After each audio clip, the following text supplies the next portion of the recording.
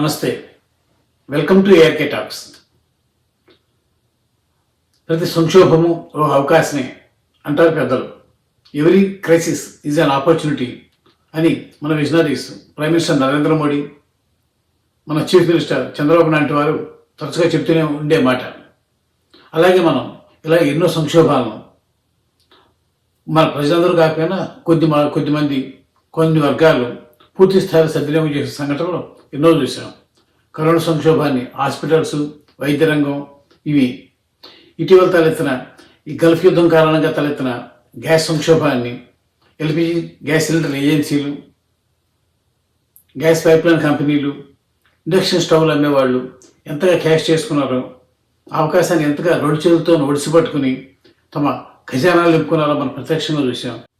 అయితే వీటన్నిటికీ పరాకాష్ఠగా ఈ ఇంధన సంక్షోభాన్ని ఆసరాగా చేసుకుని ఒక భారీ ప్రయత్నానికి, ఒక భారీ సువర్ణావకాశాన్ని అందిపుచ్చుకునేందుకు ఈసారి మన దేశం కాకుండా ఫర్ ఏ చేంజ్ అమెరికాకు చెందిన ప్రఖ్యాత ప్రపంచ కుబేరుడు, టెస్లా కార్ల అధినేత ఎలాన్ మస్క్ పరోక్షంగా ఎంతో ప్రయత్నిస్తున్నట్టు అనుమానాలు కలుగుతున్నాయి. ప్రధానమంత్రి నరేంద్ర మోడీ సుమారు 10 రోజుల క్రితం ఇంధన సంక్షోభం గురించి ప్రముఖంగా ప్రస్తావిస్తూ పెట్రోల్, డీజిల్ కార్లను పక్కన పడేయాలని, వాడకం తగ్గించాలని, వాటి స్థానంలో ఎలక్ట్రిక్ వాహనాల వినియోగాన్ని విపరీతంగా పెంచాలని పిలుపునిచ్చిన సంగతి మనకు తెలిసిందే.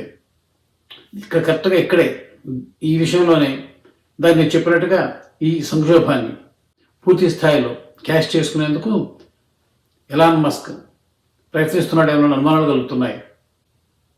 దీనికి సరైన కారణాలు, సరైన బేస్ కూడా ఉంది. ఎలాన్ మస్క్ తన మానస పుత్రిక, తన కలల ప్రాజెక్ట్ అయిన టెస్లా ఎలక్ట్రిక్ కార్లను ప్రపంచవ్యాప్తంగా ఎన్నో దేశాలు రిలీజ్ చేశారు, అమెరికాతో సహా. అవి చాలా దేశాలు క్లిక్ అయ్యాయి. అక్కడ పరిస్థితులకు అవి అనుకూలంగా ఉండడంతో దీంతో ప్రపంచంలోని అతిపెద్ద కార్ మార్కెట్లలో ఒకటైన భారతదేశంలో కూడా అదే మాదిరి ఆదరణ చూరుకొని తన కార్లను ఇప్పటికిప్పటికి అమ్ముకోవచ్చని ఎలాన్ మస్క్ భావించాడు. అయితే ఆయన వ్యూహం, ఆయన ఆలోచన ఘోరంగా దెబ్బతిన్నాయి. ఇండియాలోని మన టాటా, మహీంద్ర కార్ కంపెనీలు తయారు చేసే ప్రీమియం ఎలక్ట్రిక్ వెహికల్స్ ధర టెస్లాతో పోలిస్తే చాలా తక్కువగా ఉండటం, పైగా టెస్లాలో మన కాలంలో ఉండేలాంటి అదనపు ఫీచర్లు కానీ, ఆకర్షణీయమైన ఇంటీరియర్స్ కానీ, అద్భుతమైన రోడ్ క్లియరెన్స్ కానీ ఇవేమీ లేకపోవడంతో టెస్లా కార్లు భారతదేశంలో ఘోరంగా ఫెయిల్ అయ్యాయి. గత ఏడాది మొత్తం మీద ఇండియాలో అమ్మిన టెస్లా కార్ల సంఖ్య కేవలం 342. సాధారణ చిన్న సిటీస్లో కూడా మన టాటా మహీంద్ర కార్ షోరూంలు ఒక్కొక్కటి 12 కార్లు అమ్మేస్తాయి.